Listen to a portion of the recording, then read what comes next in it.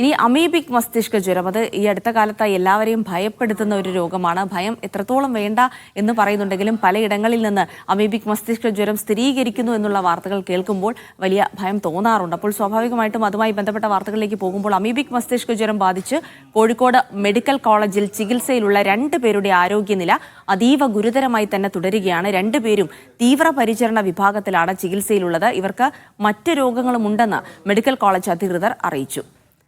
ദൃശ്യ പുതിയടത്ത് തുടരുന്നുണ്ട്. ദൃശ്യ, ഇതിപ്പോൾ 8 പേരാണെന്ന് തന്നെ എൻ്റെ ഓർമ്മ, അവർ ചികിത്സയിലുണ്ടെന്നാണ് മനസ്സിലാക്കുന്നത്. അതിൽ 2 പേരുടെ ആരോഗ്യനില ഗുരുതരമാണ് എന്നുള്ള വിവരങ്ങൾ കൂടിയാണ് പുറത്തു വരുന്നത്. മറ്റുള്ള ആളുകളുടെ ആരോഗ്യനിലയുമായി ബന്ധപ്പെട്ട് എന്തൊക്കെ വിവരങ്ങൾ ലഭിക്കുന്നു ദൃശ്യ?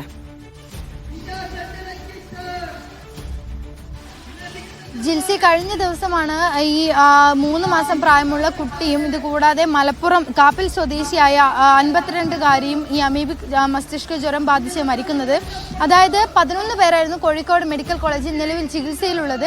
അതിൽ 2 പേരാണ് കഴിഞ്ഞ ദിവസം മരിച്ചത്. ഇനി 9 പേരാണ് കോഴിക്കോട് മെഡിക്കൽ കോളേജിൽ ഈ അമീബിക് ബാധിച്ച് ചികിത്സയിലുള്ളത്. ഇതിൽ 2 പേരുടെ നിലയാണ് ഗുരുതരമായി തുടരുന്നത്. എന്തായാലും ഈ മരിച്ച 3 മാസം പ്രായമുള്ള കുഞ്ഞിൻ്റെ ശരീരത്തിലേക്ക് ഇത്തരത്തിൽ അമീബിക് മസ്തിഷ്ക ജ്വരം ബാധിക്കാനുള്ള കാരണം ഈ കിണറ്റിൽ നിന്നുള്ള വെള്ളം തന്നെയാണെന്നാണ് ഇപ്പോഴും ആരോഗ്യ പ്രവർത്തകരുടെ നിഗമനമുള്ളത്.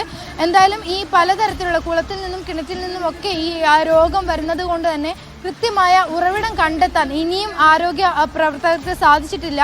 അതുകൊണ്ട് തന്നെ അത്തരത്തിലുള്ള നിരന്തരമായിട്ടുള്ള പരിശോധനകളും മറ്റും കോഴിക്കോടും മലപ്പുറം ജില്ലയിലും കേന്ദ്രീകരിച്ച് നടക്കുന്നുണ്ട്. വയനാട്, മലപ്പുറം, കോഴിക്കോട് ജില്ലകളിലാണ് ഇപ്പോൾ അമീബിക് മസ്തിഷ്ക ജ്വരം കൂടുതലായി സ്ഥിരീകരിച്ചിട്ടുള്ളത്. ഇതിൽ പലരും കോഴിക്കോട് മെഡിക്കൽ കോളേജിൽ ഏകദേശം ഇപ്പോൾ 9 പേരാണ് ഇപ്പോൾ ചികിത്സയിലുള്ളത്. ഇതിൽ 2 പേരുടെ നില ഗുരുതരമായി തുടരുന്നുമുണ്ട്. ഈ മരിച്ച മലപ്പുറംകാരിക്ക് വീടിന് സമീപത്തെ കുളത്തിൽ കുളിച്ചിരുന്നു. അതിൽ നിന്നാണ് രോഗം ബാധിച്ചതെന്ന് സ്ഥിരീകരിച്ചിട്ടുണ്ട്. ഈ മരിച്ച 3 മാസം പ്രായമുള്ള കുട്ടിക്ക് ഈ കിണറ്റിലെ വെള്ളത്തിൽ നിന്നാണ്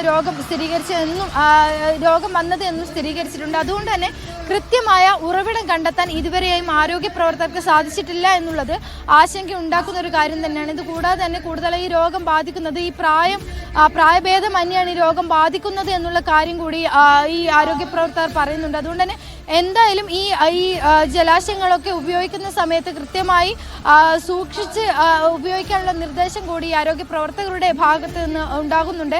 മലപ്പുറം, കോഴിക്കോട് ജില്ലയിൽ കൃത്യമായ പരിശോധനകളും മറ്റും നടന്നു വരികയാണ് ജിൽസി.